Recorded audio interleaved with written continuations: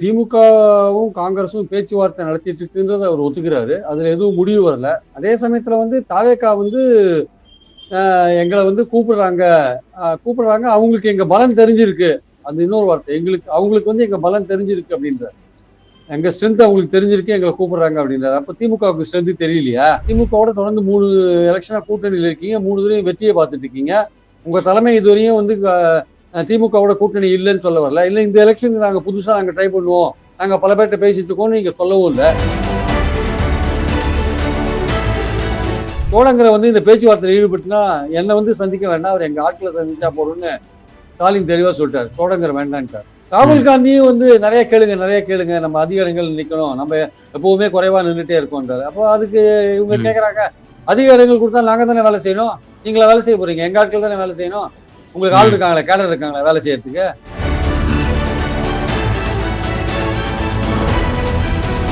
45 கொடுக்கறதுக்கான வாய்ப்பே இல்லை சார், சுத்தமா வாய்ப்பே கிடையாது. அதனால அதை பத்தி யோசிக்க வேண்டிய அவசியமே இல்லை. திமுக அதை பத்தி யோசிக்கவே இல்லை. அவங்க 28 25 தான் சொன்னாங்க, அப்புறம் 28 மாத்திருக்காங்க, அவ்வளவுதான். 27 28 அதாவது +1, அதுக்கு மேல போறதுக்கு ரெடியா இல்லை. அதுக்கப்புறம் நீங்க டிசைட் பண்ணிக்கோங்க, take it or leave it, அவ்வளவுதான். காங்கிரஸ் அதிகமான சீட் கேட்டு போட்டி போடணும், தாவேகா ஆப்ஷனே போகக்கூடாது, திமுக கொடுக்கறதையே வாங்கிட்டு இருக்கணும். அப்போ ராகுல் காந்தி தானே சொன்னாரு, என்னோட அண்ணன் உணர்பெறவா அண்ணன் அதெல்லாம் சொன்னாரு அப்படின்னா, அதெல்லாம் அந்த சீன்ல சொன்னோம் கரெக்டா. இப்போ எங்களுக்கு அதிகமா சீட் கொடு, அவ்வளவுதான். இப்ப கொடுத்தா அண்ணன் உறுதிப்படுவார், இல்லாட்டி அவ்வளவுதான் போட்டு. அண்ணன் என்கிற பாசம் இன்னும் உறுதியாகும். இல்லாட்டி இப்ப தற்காலிகமா இந்த அண்ணனை விட்டு இன்னொரு தம்பியை பிடிக்கிறதுக்கு போறதுக்கு அவர் ரெடியா வர நினைக்கிறார் ராகுல்.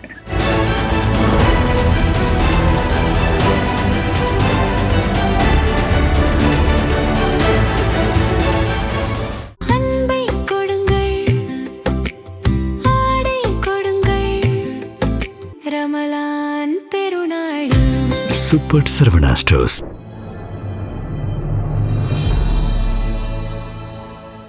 தமிழ் நியூஸ் நேயர்களுக்கு அன்பு வணக்கம். இன்றைய சிறப்பு நேர்காணலில் நம்மோடு இருந்திருப்பவர் மூத்த பத்திரிகையாளர் திரு பிரியன் சார். சார் வணக்கம். வணக்கம் சார். சார், காங்கிரசினுடைய இந்த ஐவர் குழுனுடைய தலைவர் கிறிஸ் ஜோடங்கர் அவர்கள் ஒரு தனியார் ஆங்கில நாளேடுக்கு ஒரு பேட்டி கொடுத்திருக்காரு. அது தற்போது பேசுபொருளாக இருக்கிறது. தாவேகா எங்களை அழைத்தது வெளிப்படையாகவே, நாங்க எங்களை கூட்டணியில் அவர்கள் சேர்த்துக் கொள்வதற்கு தயாராக இருக்கிறார்கள் என்ற அவர் கருத்தையும் சொல்லியிருக்காரு. ஸோ ஒரு அரசியல் கட்சினா நாங்க எல்லா பக்கமும் பேசிதான் வைக்கணும் அப்படின்ற ஒரு விஷயமும் அவர் சொல்லியிருக்கதை பார்க்க முடிகிறது. ஏற்கனவே திமுக காங்கிரஸ் கூட்டணியில் பெரும் சலசலப்பு ஏற்பட்டிருக்கிறது. அந்த சீட்டு ஷேரிங்லையும் இன்னும் இழுபறியிலே இருந்து கொண்டிருக்கிறது. இந்த சமயத்தில் இப்படிப்பட்ட ஒரு கமெண்ட் அடிச்சிருக்கிறாரு. ஸோ இது என்ன செய்தியை சொல்ல வர்றாரு, அரசியல்ல என்ன இம்பாக்ட் ஏற்படுத்த போகுது சார்? அதாவது திமுகவும் காங்கிரஸும் பேச்சுவார்த்தை நடத்திட்டு இருக்குன்றத அவர் ஒத்துக்கிறாரு. அதுல எதுவும் முடிவு வரல. அதே சமயத்துல தாவேகா எங்களை கூப்பிடுறாங்க, அவங்களுக்கு எங்க பலம் தெரிஞ்சிருக்கு. அந்த இன்னொரு வார்த்தை அவங்களுக்கு எங்க பலம் தெரிஞ்சிருக்கு அப்படின்றார். எங்க ஸ்ட்ரென்த் அவங்களுக்கு தெரிஞ்சிருக்கு, எங்களை கூப்பிடுறாங்க அப்படின்றாரு. அப்ப திமுகவுக்கு ஸ்ட்ரென்த் தெரியலையா? இவங்க கேட்கற சீட்டை கொடுக்கலன்னா திமுகவுக்கு ஸ்ட்ரென்த் தெரியலையான்னு, எங்க ஸ்ட்ரென்த் தெரிஞ்சு கூப்பிடுறாங்க அப்படின்றார். இதுவே ஒரு நேர்மையற்ற ஒரு செயல். நீங்க திமுகவோட தொடர்ந்து 3 எலெக்ஷனா கூட்டணியில் இருக்கீங்க. 3 தடவையும் வெற்றியை பார்த்துட்டு இருக்கீங்க. உங்க தலைமை இதுவரையும் திமுகவோட கூட்டணி இல்லைன்னு சொல்ல வரல. இல்ல இந்த எலெக்ஷனுக்கு நாங்க புதுசா ட்ரை பண்ணுவோம், நாங்க பல பேர்கிட்ட பேசிட்டு இருக்கோம்னு நீங்க சொல்லவும் இல்லை. அப்படி இருக்கும்போது நாங்க எல்லாத்தையும் பேசிட்டு இருக்கோம், நாங்க யாரை பார்த்தாலும் ஹலோ சொல்லுவோம், ஹாய் சொல்லுவோம். ஹலோ சொல்றதுக்கும் ஹாய் சொல்றதுக்கும் கூட்டணி பேசுறதுக்கு வித்தியாசம் இல்லையா? இல்ல அதாவது ஹாய் சொல்றதுக்கு ஒரு அர்த்தம் இல்லையான்னு, எல்லாரையும் பார்த்தா ஹாய் சொல்லுவோம், ஃப்ரெண்ட்லியா இருப்போம், அது வேற விஷயம். கூட்டணி பேசுறதுக்கும் ஹாய் சொல்றதுக்கும் வித்தியாசம் இருக்கு. அது சோழங்கர் புரியாத இருக்காரு ஆக்சுவலா. அப்ப நீங்க ஏதோ ஒரு வகையில திமுகவுக்கு நீங்க ப்ரெஷர் கொடுக்குறீங்க. நீங்க அந்த ப்ரெஷர் கொடுத்துட்டு போங்க. உங்களுக்கு நீங்க என்னன்னு சொல்றீங்க, எங்களுக்கு ஸ்ட்ரென்த் இருக்கு, எங்க ஸ்ட்ரென்த்துக்கு ஏற்றபடி கொடுக்கலன்றீங்க. ஆனா இதுவரையும் கொடுத்த அந்த ப்ரெஷர் அவங்களுக்கு பலன் அளிச்சிருக்கு. ஆக்சுவலா சீட் வைஸ் கொடுக்க மாட்டேன்ட்டாங்க. அதாவது எம்எல்ஏ சீட்டு 45 கேட்கறாங்க சார். 45 சீட் கொடுக்கறதுக்கான வாய்ப்பே கிடையாது சார். 45 கொடுக்கறாங்க. அது தவிர 6 மேயர் போஸ்ட் கொடுக்குறாங்க. 6 மேயர் போஸ்ட் கேட்கறாங்க மாநகராட்சியில. திமுக 3 மேயர் போஸ்ட் ஒத்துன்னு இருக்காங்க. 3 மேயர் போஸ்ட் திமுக ஒத்துட்டாங்க. ஆனா சீட்டை மட்டும் நாங்க 28க்கு மேல ஏற்றவே மாட்டோம்ட்டாங்க. ஒரு எம்பி சீட் கொடுக்குறோம்ட்டாங்க. அது பவன் கேராக்காக கொடுக்குறாங்க. பவன் கேரான்னு ஒருத்தர் டெல்லியில ஸ்போக்ஸ் பர்சன் இருக்காரு, அவருக்காக கொடுக்குறேன்னு சொல்லியிருக்காங்க. நார்த் இந்தியனுக்கு நாங்க எப்படி கொடுக்குறது சார்னு முதல்ல திமுக கேட்டிருக்காங்க. அதுக்கு என்ன சொல்லிருக்காங்க, உங்க பாசி எதுமரத்துக்கே மகாராஷ்டிராவில் நாங்க வாங்கி கொடுத்துருக்கோம், அதனால இது ஒன்றும் பெரிய விஷயம் கிடையாதுன்னு திமுக ஒத்துன்னு இருக்காங்க. பவன் கேராக்கு நாங்க கொடுக்குறோம்னு சொல்லியிருக்காங்க. இப்ப இருக்கிற நிலைமையில 45 சீட்லாம் கொடுக்க முடியாது. 28+1 வாங்கிக்கோங்க ராஜ்யசபா, அதுல ஒன்றும் பிரச்சனை கிடையாது அப்படின்னு சொல்லியிருக்காங்க. ஏற்கனவே 4 ராஜ்யசபால தேமுதிக ஒண்ணு, காங்கிரஸ் ஒண்ணு போச்சுன்னா 2 தான் எங்க ஆளுங்களை போட முடியும். 2ல திருச்சி சிவா ஒண்ணு வெயிட் பண்ணிட்டே இருக்காரு. அவருக்கு பல தடவை அவர் வாழ்நாள் முழுக்க ஒரு எம்பியா இருக்கணும்னு விரும்புறாரு. அதனால அவர் எம்பி ஆகணும், நாங்க வேற வழி கிடையாது. அதனால நீங்க வந்து தயவுசெய்து 45 கேட்காதீங்க அப்படின்னு சொல்லிட்டாங்க. சோழங்கரை வந்து இந்த பேச்சுவார்த்தையில் ஈடுபடுத்தினா என்னை வந்து சந்திக்க வேண்டாம், அவர் எங்க ஆட்களை சந்திச்சா போறோம்னு ஸ்டாலின் தெளிவா சொல்லிட்டாரு. சோழங்கர் வேண்டான்ட்டார். சோழங்கர் பேச்சுவார்த்தை நடத்தினாருன்னா அவர் எங்க குழுவோட நடத்திக்கிட்டோம், என்னை வந்து சந்திக்க வேண்டாம். அன்னைக்கு கூட வேணுகோபால் போன போது கூட சோழங்கர் போனதாகவும், சோழங்கர் வந்து ஹோட்டல்லே இறக்கி விட்டு போயிட்டாங்க அப்படின்னு கேள்விப்பட்டாங்க. அவர் போன மாதிரி தெரியலன்றாங்க, சிஎம் பாக்கிறதுக்கு போன மாதிரி தெரியல அப்படின்னு. சோ அப்ப சோழங்கர் அங்க ஒரு நெருடலா இருந்திருக்காரா?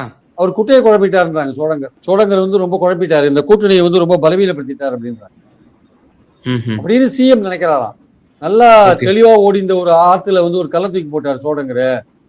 அவர் வந்து எதா இருந்தாலும் குழுக்குள்ள பேசியிருக்கலாம், கூட்டணிக்குள்ள பேசியிருக்கலாம், வெளியில பேசி வந்து பிரச்சனையை உண்டாக்கிட்டார் அப்படின்னு. தாவேக்கா இருக்குன்றதுனாலதான் நீங்க இதை பண்றீங்க. நீங்க தாவேக்காவை காமிச்சு நீங்க சீட்டை ஏற்றணும் பாக்குறீங்க. திமுக ஒரு கட்டத்துக்கு மேல அது கொடுக்க மாட்டாங்க. அவ்வளவுதான். 45 கிடையாது. உள்ளாட்சியில 3 மேயர் கொடுக்குறேன்னு இருக்காங்க, அது ஒத்துன்னு இருக்காங்க. நகராட்சியை பத்தி இப்ப பேச முடியாதுங்க, வேணா மேயர் பதவி 3 மேயர் பதவி கொடுக்கலாம் அப்படின்னு சொல்லியிருக்காங்க. அதனால இந்த கூட்டணி இருக்கா இல்லையான்றது 70-30, 70 இருக்கலாம், 30 இருக்கிறதுக்கான வாய்ப்பு இல்லை. அந்த மாதிரிதான் வந்து போயிட்டு இருக்கா சார் இப்போது யாருமே. சோழங்கர் நடுவில் நிறைய பண்ணிட்டாரு. ராகுல் காந்தியும் வந்து நிறைய கேளுங்க, நம்ம அதிக இடங்கள் நிக்கணும், நம்ம எப்பவுமே குறைவா நின்றுட்டே இருக்கோன்றாரு. அப்போ அதுக்கு இவங்க கேட்கறாங்க, அதிக இடங்கள் கொடுத்தா நாங்க தானே வேலை செய்யணும், நீங்களா வேலை செய்ய போறீங்க, எங்க ஆட்கள் தானே வேலை செய்யணும், உங்களுக்கு ஆள் இருக்காங்களா, கேடர் இருக்காங்களா வேலை செய்யறதுக்கு? உங்களுக்கு கேடர் இருந்தாங்கன்னா பரவாயில்ல, கேடர் இல்லையே, கேடர் இருந்தா வேலை செய்யலாம், கேடர் இல்லாத போது என்ன பண்றது? நாங்க தான் வேலை செஞ்சு உங்களுக்கு வெற்றியை கொடுக்குறோம், அப்ப நாங்க எங்க ஆட்கள் தான் அதிகமா வேலை செய்ய வேண்டிய அவசியம் இருக்கு அப்படின்னு திமுக சொல்றாங்க. கட்சியை என்ன வளர்த்திருக்கீங்க, எவ்வளவு வளர்த்திருக்கீங்க, நீங்க கேட்கறதுல ஒரு பேசிஸ் ஏதாவது இருக்கா, எதை வச்சு கேட்கறீங்க? கடைசியா நீங்க 2014 தனியா நின்னீங்க, 4.3% ஓட்டு வாங்கினீங்க. இப்ப நீங்க வந்து உங்களுக்கு இப்ப எவ்வளவு % இருக்குன்னு உங்களுக்கே தெரியாது. கடந்த 5 வருஷமா நீங்க எத்தனை போராட்டம் நடத்துறீங்க, மக்கள்கிட்ட எத்தனை நெருங்கி பழகினீங்க, என்னென்ன வேலை செஞ்சீங்க, கட்சி எப்படி வளர்த்தீங்க, எந்த அடிப்படையில 45 கேட்கறீங்க சொல்லுங்க? போன வாட்டி 41 கொடுத்தோம், இந்த வாட்டி அதிகமா கேட்கணும்னு கேட்கறீங்களா? போன வாட்டி 25 கொடுத்தோம், அது போராதுன்னு கேட்கறீங்களா? என்ன அடிப்படையில கேட்கறீங்க சொல்லுங்கன்னு கேட்கறாங்க. அதுக்கு இவங்ககிட்ட பதில் கிடையாது. அதிகமா கொடுங்க, எங்களுக்கு எங்களை சேர்த்துனா ஒரு உங்க கூட்டணிக்கு ஒரு ஒரு ஒரு வலிவா இருக்குன்னு ஒரு தோற்றம் வரும், எங்களை நாங்க போயிட்டோம்னா உங்களுக்கு அந்த வலிவான தோற்றம் போயிடும் அப்படின்னு காங்கிரஸ் சொல்றாங்க. சார் இப்படிப்பட்ட ஸ்டேட்மெண்ட்ஸ், ஸ்ட்ரீட் ஷேரிங் நெகோசியேஷன்ஸ் போய் கொண்டிருக்கக்கூடிய நிலையில வந்து இப்படிப்பட்ட ஸ்டேட்மெண்ட்ஸ் விடும்போது திமுக நிச்சயம் ரசிக்காதுல்ல சார்? அவங்க நிச்சயமா இந்த கடுமையை காட்டுவாங்கல்ல ஸ்ட்ரீட் ஷேரிங்ல? கண்டிப்பா காட்டுவாங்க. அவங்க எதா இருந்தாலுமே மேலிடம் சொல்றேன்னு பாக்குறாங்க. ராகுல் காந்தியோ சோனியா காந்தியோ ஏதாவது அதுல அபிஷியல் ஸ்போக்ஸ் பர்சன், அங்க டெல்லியில இருக்கிற அபிஷியல் ஸ்போக்ஸ் பர்சன், அங்க இருக்கிற பத்திரிகை நிருபர்கள்ட்ட எங்களுக்கு கூட்டணி ஒத்து வரல, இல்ல அதிகமா சீட்டு, அவங்க ஏதாவது அபிஷியலா சொன்னாங்கன்னா அதுக்கப்புறம் பாத்துக்கலாம், அந்த சோழங்கரெல்லாம் நம்ம ஒண்ணும் லட்சியப்படுத்திக்க வேண்டாம் அப்படின்னு நினைக்கிறேன். அப்போ இப்ப நீங்க எனக்கு இன்னொரு கேள்வி வருது, இங்க செல்வ பிரதிநிதி சிதம்பரம் எல்லாம் கூட்டணியில இருக்கணும்னு தானே சொல்றாங்க. அதனால அதெல்லாம் அவங்க பாக்குறாங்க. ஆக்சுவலா திமுக இவர் மட்டும் தான் அப்படி பேசிட்டு இருக்காரு, செல்வ பிரதிநிதி எல்லாம் திமுகவோட தான் போகணும்னு நினைக்கிறாரு. இல்ல அப்ப ஸ்ட்ரீட் ஷேரிங்கான ரெப்ரசன்டேட்டிவா இவங்க சோடகர் கொண்ட அந்த ஐவர் குழுவை பார்க்கலையா திமுக? டெல்லி தலைமையை தான் பார்க்குதா? அவங்க கூட நாங்க டைரக்டா பேசிக்கிறோம், நீங்க எல்லாம் வந்து இடைத்தரகளா இருக்க வேண்டாம் அப்படின்னு நினைக்குதா திமுக? முதல்ல காங்கிரஸ் செட்டில் பண்ணாதான் சார் மற்றவங்க எல்லாம் சீட்டை ஃபைனலைஸ் பண்ண முடியும்.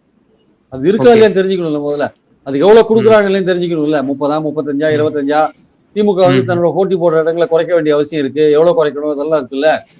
காங்கிரஸ் பெரிய கட்சியான காங்கிரஸ் முதல்ல டிஸ்போஸ் பண்ணிட்டா அதுக்கப்புறம் சின்ன கட்சிகளை ஈஸியா பண்ணிக்கலாம்னு நினைக்கிறாங்க. அப்போ நமக்கு ஒரு ஐடியா கிடைச்சிடும், அதை வச்சு பண்ணிக்கலாம்னு நினைக்கிறாங்க. காங்கிரஸ் ஒத்து வர மாட்டேங்கிறாங்க, அதான் இழுபறிக்கு காரணம். சார் இப்ப நீங்க சொல்றீங்க 45 சீட்டுகள் வரைக்கும் கேட்டுக்கிட்டே இருக்கிறாங்க அப்படின்னு சொல்லி, இப்ப நிச்சயம் ஒரு தீர்வை எட்டுவதற்கு இன்னும் காலம் எடுப்பது போல் தான் நமக்கு வந்து உங்களுடைய பேச்சின் மூலியமாக தெரிய வருது. சர்ச்சைக்குரிய கருத்துக்களும் ஐவர் குழுவில் இருக்கக்கூடியவர்களே இப்படி சொல்லும் பொழுது, அப்போ இந்த கூட்டணி வந்து நீங்க சொன்னது போல 70-30 தானா அப்படின்ற ஒரு கொஸ்டின் இங்க வருது சார். இப்போ 45 இவங்களுக்கு ஒதுக்குனாங்கன்னா அடுத்தது பல கட்சிகள் இருக்காங்க, அப்ப அவங்களுக்கு கொடுக்கறது பெரும் சவாலா இருக்கும். இவங்க இருக்கிறது 25க்கு மேல கொடுத்தாலே வந்து இப்ப 25ல இருந்து ஒரு 30 இல்ல ஒரு 2-3 கூட்டினா கூடமே அதனோட எஃபெக்ட் வந்து பிற கட்சிகளுக்கும் வந்து எதிரொலிக்கும்ல சார். அப்ப பல சிக்கல்கள் இருக்குல்ல. 45 எல்லாம் கொடுக்கறதுக்கான வாய்ப்பே இல்லை சார், சுத்தமா வாய்ப்பே கிடையாது. அதனால அதை பத்தி யோசிக்க வேண்டிய அவசியமே இல்லை. திமுக அதை பத்தி யோசிக்கவே இல்லை. அவங்க 28 25 தான் சொன்னாங்க. அப்புறம் 28 மாத்திருக்காங்க, அவ்வளவுதான். 27 28 அதாவது +1. அதுக்கு மேல போறதுக்கு ரெடியா இல்லை. அதுக்கப்புறம் நீங்க டிசைட் பண்ணிக்கோங்க, take it or leave it, அவ்வளவுதான். முடிவு பண்ணிக்கோங்க. மேலிடம் வந்து இப்படியே கொஞ்ச நேரம் இழுத்து இருந்தா பாப்பா, கொஞ்ச நாள் பார்ப்பாங்க, இந்த மாசம் எண்டு வரையும் பார்ப்பாங்க. காங்கிரஸ் எந்த முடிவு எடுக்கலன்னா மத்தவங்களை கூப்பிட்டு ஃபைனலைஸ் பண்ணிட்டு முடிச்சுட்டு போயிட்டே இருக்கும். ஸோ அப்ப காங்கிரஸுக்கு வந்து ஒரு ஃபிக்ஸடான ஒரு இதை கொடுத்ததுக்கு அப்புறம் தான், அகாமடேட் பண்ணதுக்கு அப்புறம் தான் மற்ற கட்சிகள் இப்போ ஐயுஎம்எல்ல இருந்து மத்தவங்களெல்லாம் எல்லாரையுமே அப்பதான் சீட்டை ஃபைனலைஸ் பண்ணுவாங்க. அப்பதான் சீட்டை ஃபைனலைஸ். காங்கிரஸ் இல்லைன்னா ஒரு 25 சீட் மிச்சம் அது இல்ல. அதனால அதுக்கேற்றபடி டிஸ்ட்ரிபியூஷன் பண்ணணும்ல. அவங்களும் திமுக அதிகமான இடத்துல போட்டி போடுவாங்க, மற்றவங்களுக்கு கொஞ்சம் கொடுப்பதற்கு வாய்ப்பு இருக்கு. அப்புறம் காங்கிரஸை தொடர்ந்து வேற யாராவது போறாங்களான்னு பார்க்கணும், அதையும் பார்க்கணும், வெயிட் பண்ணி பார்க்கணும். வெயிட் பண்ணி பார்த்துட்டு தான் முடிவு பண்ணுவாங்க சார். ஆனா காங்கிரஸ் இப்போ குறைந்தபட்சம் ஒரு சீட்டுன்னு சொல்லி இப்ப எல்லாருக்கும் ஒரு உத்தேசமா திமுக வந்து ஒரு இது பண்ணிருப்பாங்கல்ல, போட்டிருப்பாங்கல்ல ஒரு டிராஃப்ட். இப்ப விசிகாவுனா இப்போ ஏற்கனவே 6 கொடுத்தோம், அவங்களோட பங்களிப்பு ஜாஸ்தி, ஒரு 8 கொடுப்போம். தேமுதிகவா புதுசா வரவு வந்திருக்காங்க, அவங்ககிட்ட ஆல்ரெடி பேசியிருப்பாங்க நெகோசியேஷன்ல, குறைந்தபட்சம் நாங்க உங்களுக்கு ப்ரொவைட் பண்ணுவோம், ராஜ்யசபா ப்ரொவைட் பண்ணுவோம் அப்படின்ற மாதிரி பேசியிருப்பாங்க. இந்த மாதிரி ஒரு இது போட்டு வச்சிருப்பாங்க இல்லையா ஒரு கணக்கு. இப்போ மார்ச் 1 அப்புறம் தேர்தல் களத்துக்கு மக்கள் சந்திக்க போகும்பொழுது அந்த சமயத்துல இப்போ எலெக்ஷன் கோட் ஆஃப் கண்டக்டும் வந்துடும். அந்த சமயத்துல சீட் ஷேரிங் முடிக்க வேண்டிய நிர்பந்தம் வந்துடும். அப்போ வரைக்கும் பிரச்சனை பண்ணிட்டாங்கன்னா நீங்க சொல்றது நடக்கும். இப்போ ஒரு உத்தேசமான ஒரு இதையும் கொடுத்துருப்பாங்கல்ல எல்லாருக்கும். உத்தேசமானது வந்து சொல்லி அவங்க ஒத்துக்கணும் சார், அப்பதானே அக்ரிமெண்ட் போட முடியும். எல்லார்ட்டையும் இன்ஃபார்மலா இவ்வளவுதான் அப்படின்ற மாதிரி பேசியிருப்பாங்க. குழுவில் வந்து பேசும்போது இல்லைங்க இவ்வளோதான் கொடுக்க முடியும், அது ஐயுஎம்எல் சொன்ன மாதிரி கொஞ்சம் குறைச்சிக்கோங்கன்றாங்கல்ல, அது மாதிரி எல்லாரையும் கொஞ்சம் குறைச்சிக்கோங்க, நாங்களே குறைச்சிக்க போறோம், நாங்கள் எங்களுதே குறைச்சிக்க போறோம் போது நீங்க குறைச்சிருந்தா என்னன்னு கேட்பாங்க. ஆனால் அதே சமயம் எல்லாருமே அதிகமாக கேட்குறாங்க, டபுள் டிஜிட் கேட்குறாங்கன்ற விஷயங்கள்லாம் இருக்கிறத பார்க்குறோம் நம்ம. அப்போ டபுள் டிஜிட்லாம் இருக்கிறத பார்க்கும்போது சரி நம்ம 6ன்றதை 8 கொடுக்கலாம் அப்படின்னு, நம்ம குறைச்சிக்கலாம், 6ன்றதை 8 கொடுக்கலாம், எல்லாருக்கும் 8 கொடுக்கலாம் அப்படின்ற ஐடியாவில் இருந்தாங்க. காங்கிரஸ்க்கு வந்து ஒரு 27 கொடுக்கலாம்னு ஐடியாவில் இருந்தாங்க. கடைசியில் காங்கிரஸ் 45 கேட்கும்போது அது கொடுக்கறதுக்கான வாய்ப்பே இல்லை. அதனால உள்ளாட்சியில் உங்களுக்கு 3 மேயர் கொடுக்கணும்ட்டு தற்காலிகமாக அது ஓகே பண்ணியிருக்காங்க. அதுக்கப்புறம் நம்பர்ஸை வந்து ஃபைனலைஸ் பண்ண ரெடியா இல்லை. 2 பேருக்கு நடுவில் ஒரு ஸ்டேல்மேட் மாதிரி போயிட்டு இருக்கு. நீ முடிவு பண்ணிட்டு வான்ற மாதிரி அனுப்பிச்சு விட்டாங்க, நீ எப்போ வரீங்களோ பார்த்துக்கலான்ற மாதிரி பேசாமல் இருக்காங்க திமுக. சார் இப்போ ஒரு அறிவிப்பும் வந்துருந்தது, ராகுல் காந்தி அவர்கள் தமிழகம் வர இருக்கிறார் மார்ச் 5 ஸோ எலெக்ஷன் கேம்பெயினுக்காகத்தான் அந்த வருகை என்று நம்மளால புரிஞ்சிக்க முடியுது. இப்போ மேக்சிமம் மார்ச் 5க்குள்ள இந்த அலையன்ஸ் சீட் ஷேரிங் எல்லாம் முடியணும் அப்படின்ற மாதிரி நம்ம எடுத்துக்கலாமா, அல்லது ஒரு முடிவை எடுத்துருவாங்களா காங்கிரஸ், இங்க இல்லாட்டி வேலைக்கு ஆகலாட்டி நம்ம வந்து டிவி கேட்டு ஒரு ஆப்ஷன் நம்ம ஓப்பன் பண்ணிடுவோம், அங்க போயிடுவோம் அப்படின்ற மாதிரி எடுத்துருவாங்களா? ராகுல் காந்தி பீகார் போன்ற மாநிலங்கள்லாம் அவரே வந்து ஈடுபட்டுமே கூட பெருசா எந்த ஒரு தீர்வுமே எட்டப்படலை. பீகார் போன்ற மாநிலங்கள்லாம் ஃப்ரெண்ட்லி ஃபைட்லாம் கூட வந்துச்சு, பெரிய பின்னடைவு ஏற்பட்டுச்சு, ஒரு வரலாறு காணாத தோல்வியை அடைஞ்சாங்க. இப்ப ராகுல் காந்தியை நேரடியாக தலையிடுவதற்கான வாய்ப்புகள் இருக்கா? அந்த அளவுக்கு இஷ்யூ முத்துவதற்கு வாய்ப்புகள் இருக்குன்னு நினைக்கிறீங்களா? இல்ல, இதுல வந்து சோனியா காந்தி இன்வால்வ் இருக்கிறதா சொல்றாங்க. சோனியா காந்தியும் கார்கேவும் திமுக கூட்டணியை விட்டு போக கூடாதுன்னு அவங்க தான் தெளிவா இருக்காங்க. ராகுல் காந்தி அதிகமா சீட்டு கேட்டு ப்ரெஷர் பண்ணுங்கன்னு சொல்றாரு. மற்ற 2 பேர் என்ன சொல்றாங்க, எவ்வளோ ஒரு கட் ஆஃப் டேட் வச்சு அதுக்குள்ள நம்ம டீல் பண்ணிக்கலாம், திமுக கூட்டணியை விட வேண்டாம், அதுக்குன்னு ரொம்ப ப்ரெஷர் பண்ணாதீங்க, பார்க்கலாம், ப்ரெஷர் பண்ணி பார்க்கலாம், எவ்வளோ கொடுக்குறாங்களோ பார்க்கலாம், எவ்வளோ ஏற்ற முடியுமோ பார்க்கலாம் அப்படின்ற அளவுல தான் சோனியாவும் கார்கேவும் இருக்காங்க. ராகுல் வந்து ஒரு படி மேலேயே போயிட்டு நம்ம வந்து வேற ஆல்டர்னேட்டிவ் திங்க் பண்ணணுன்ற லெவல்ல அவர் இருக்கிற ஆக்சுவலா. ஆல்டர்னேட்னா தாவேக்கா மாதிரி திங்க் பண்ணணும்னு நினைக்கிறேன். அந்த இடத்துக்கு சோனியா காந்தி போல, அதிகமான இடங்களுக்கு ஓகே ட்ரை பண்றாங்க, அதுக்கு கூட்டணியை விட்டு போகணுன்ற அந்த ஆங்கிளுக்கு சோனியா காந்தி போல, கார்கேவும் போல ஆக்சுவலா. காங்கிரஸ் டெல்லி தலைமையிலேயே பல குரூப்பிசம் இருக்குன்னு சொல்ல வரீங்களா சார் இதன் மூலியமா? ஆமா, அதுலயே 3 பேருக்குள்ள வித்தியாசம் இருக்குல்ல. காங்கிரஸ் வந்து அதிகமான சீட் கேட்டு போட்டி போடணும், தாவேக்கா ஆப்ஷனையே போகக்கூடாது, திமுக கொடுக்கறதையே வாங்கிட்டு இருக்கணும். அப்போ ராகுல் காந்தி தானே சொன்னாரு, என்னோட அண்ணன் உணர்பெறவா அண்ணன் அதெல்லாம் சொன்னாரு அப்படின்னா, அதெல்லாம் அந்த சீன்ல சொன்னோம் கரெக்டு. இப்போ எங்களுக்கு அதிகமா சீட் கொடு, அவ்வளவுதான். இப்போ கொடுத்தா அண்ணன் உறுதிப்படுவார், இல்லாட்டி அவ்வளவுதான் போட்டு. அண்ணன் என்கிற பாசம் வந்து இன்னும் உறுதியாகும், இல்லாட்டி வந்து இப்ப தற்காலிகமா இந்த அண்ணனை விட்டு இன்னொரு தம்பியை பிடிக்கிறதுக்கு போறதுக்கு அவர் ரெடியா வர நினைக்கிறார் ராகுல் காந்தி. ஆனா அதுக்கு சோனியா காந்தி அதுக்கு ரெடியா இருக்கிற மாதிரி தெரியல ஆக்சுவலா. சார் அந்த காலத்துல இருந்தே திமுக வந்து ஒரு கூட்டணியா இருக்கிறதுனால அவங்க நல்ல ஒரு ட்ரஸ்டடா கூட்டணியா இருக்காங்க. நம்ம அவங்களை விடக்கூடாது அப்படின்னு நினைக்கிறாங்க. விட்டா அவங்களுக்கு என்ன பிரச்சனைனா இந்தியா கூட்டணி அடிவாங்க. இந்தியா கூட்டணி அடிவாங்கும், வேற ஒண்ணும் இல்லை. இப்போ தமிழ்நாட்டில் அப்புறம் திமுக வின் பண்ணுவாங்கன்னா திமுகவுக்கு வந்து ஒரு பெர்செப்ஷன் ரேஞ்சில் கொஞ்சம் வலிமையற்று காட்சி அளிக்கும். ஆனால் திமுக என்ன நினைக்கிறாங்க, நம்ம எப்படியாவது அடிச்சு பிடிச்சி கீழே வேலை செஞ்சு வந்துடலாம், 4 முனை போட்டியில வந்துடலாம்னு நினைக்கிறாங்க திமுக. இப்படி காங்கிரஸ் எல்லாத்தையும் வந்துடலாம், காங்கிரஸ் அங்க போயிட்டு ஒன்றும் இல்லாத போவாங்க, நம்ம அதை பத்தி கவலைப்பட வேண்டாம், நம்ம அடிச்சு பிடிச்சி கொஞ்சம் பார்டர்லயாவது ஒரு 140 சீட் வந்துடலாம்னு நினைக்கிறாங்க. சார் இப்போ இந்த சீட் ஷேரிங் நெகோசியேஷன்ல பார்த்தோம் அப்படின்னா அபிஷியலா காங்கிரஸுக்கும் டேட்டு கொடுக்கல, விடுதலை சிறுத்தைகள் கட்சிக்கும் டேட்டு கொடுக்கல, மற்ற கட்சிகளுக்குலாம் வந்து ஓரளவு டேட்லாம் கொடுத்து ஃபிக்ஸ் பண்ணிட்டாங்க, இந்த தேதிக்கு வாங்க நம்ம பேசுவோம் அப்படின்னு சொல்லி. இதுல என்ன பின்னணி இருக்கு சார்? திரைமறைவுல இவங்கள்ட்ட எதுவும் பேச்சுவார்த்தை நடக்குதா, இல்ல இவங்க 2 பேரும் தான் ரொம்ப டஃபா பார்கெயின் பண்றாங்களா? ரொம்ப டஃபா பார்கெயின் பண்றாங்க, 2 பேருமே டஃபா பார்கெயின் பண்றாங்க, 2 பேருமே டஃபா பார்கெயின் பண்றாங்க. ஆனா திருமாவளவனை பொறுத்த மட்டும் என்ன சொல்றாரு, கொள்கை ரீதியா நாங்க இந்த கூட்டணியில் இருக்கோம், இடம் வந்து ஒரு முக்கியமான பிரச்சனை, அதை காரணம் காமிச்சு நாங்க எந்த முடிவும் எடுக்க மாட்டோம், கொள்கை ரீதியா இருக்கும், பட் அதிக இடங்களுக்கான முயற்சியை நாங்க டஃபா பண்ணுவோம் தான் அவர் சொல்றாரு ஆக்சுவலா. அதனால வந்து விடுதலை சிறுத்தைகளுக்கும் காங்கிரஸுக்கும் கடைசியில வச்சுக்கலாம் அப்படின்றதான் அவங்க பாயிண்டா இருக்கு. திமுகவோட இந்த டஃப் நெகோசியேட்டர் பின்னாடி வச்சுக்கலாம், ஆனா காங்கிரஸுக்கு வந்து ஒரு நம்பரை உறுதிப்படுத்திடலாம் நினைக்கிறாங்க. ஒரு நம்பரை உறுதிப்படுத்திட்டா மத்த சின்ன சின்ன கட்சிகளை ஃபைனலைஸ் பண்ணிடலாம் நினைக்கிறாங்க. சார் விடுதலை சிறுத்தைகள் கட்சி எவ்வளவு மேக்ஸிமமா கேக்குறாங்க? டபுள் டிஜிட் கேக்குறாங்களா? டிஎம்கே எவ்வளவு ஆஃபர் பண்றாங்க? அவங்க வந்து 12 சீட் கேட்கறாங்க சார். அவங்க ஏற்கனவே வந்து 2 லோக்சபா உறுப்பினர்கள் இருக்காங்க சார், அதுவே 12 அசெம்பிளி தொகுதிக்கு சமம். இப்ப 12 கேட்டாங்கன்னா 24 தொகுதி ஆயிடும் அது மொத்தம். அதனால அவங்க என்ன சொல்றாங்க, ஏற்கனவே நீங்க 12 தொகுதி கொண்ட 2 பார்லிமெண்ட் மெம்பரா நீங்க இருக்கீங்க, அதனால மேல 6 வாங்கிக்கோங்க, மிஞ்சி போனா 8 வாங்கிக்கோங்கன்ற மாதிரி சொல்றாங்க. அவங்க வந்து இல்ல எனக்கு 12 வேணும் அப்படின்றாங்க. உங்களுக்கு 12 கொடுத்தா மறுபடியும் வந்து உங்களுக்கு 2 லோக்சபா மெம்பர் 2 இருக்காங்கல்ல உங்களுக்கு அப்படின்னு அவங்க சொல்றாங்க. எம்டிஎம்கேக்கெல்லாம் 1 லோக்சபா மெம்பர் தானே இருக்காங்க அப்படின்னு அவங்க சொல்றாங்க. விடுதலை சிறுத்தைகளுடைய ஓட் பேங்க் எந்த அளவுக்கு இருக்குன்றத பார்க்கணும். வர எலெக்ஷன்ஸ்ல வந்து ஒரு கேள்விக்குறியான ஒரு விஷயமா மாறிட்டு இருக்காங்க சார். அப்போ பெரும் சவாலை சந்திக்குமா திமுக இன்னும் வரக்கூடிய நாட்களிலே? ரொம்ப சுமூகமாலாம் முடியாதுன்னு நம்ம பார்க்க வேண்டியது இருக்கா? இப்போ ஐயுஎம்எல், மனிதநேய மக்கள் கட்சி, இப்போ இவங்களுக்குலாம் வந்து உதயசூரியன் சின்னத்துல, அவர் ஏணி சின்னத்துல போட்டிடுவாங்க. ஓகே 2 or 3 சீட்ஸ் கொடுத்து அவங்களை அகாமடேட் பண்ணிடுவாங்க. பட் ஆனா இப்போ நீங்க சொல்வது போல விசிகா, காங்கிரஸ், இப்போ தேமுதிக, இப்போ இவங்களுக்குலாம் அகாமடேட் பண்ணணும், கூடுதலாகவும் கட்சிகள் வந்திருக்கு, மக்கள் நீதி மையத்துக்கும் கொடுக்கணும். அப்போ ஸ்டாலின் அவர்கள் இதுவரை கண்டிராத பெரும் சவால் இந்த சீட் ஷேரிங்ல காணுவார்னு நீங்க நினைக்கிறீங்க? ஆமா, இந்த சீட்ஸ்ல காணுவார்ல கண்டிட்டு இருக்காரு. இப்ப காங்கிரஸே வந்து அவரால் ஃபைனலைஸ் பண்ண முடியல. காங்கிரஸே அது காரணம் விஜய் தான், விஜய் வந்திருக்கிறது தான் காரணம். விஜய் இல்லாட்டி நேரம் அது ஃபைனலைஸ் ஆயிருக்கும்.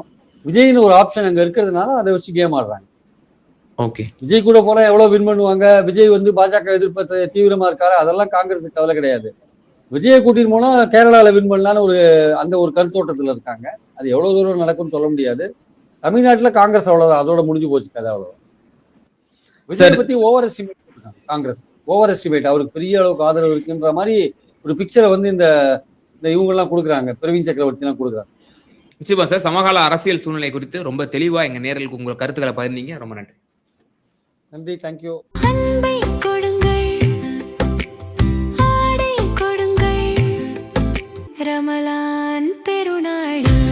Super Sarvana Stores.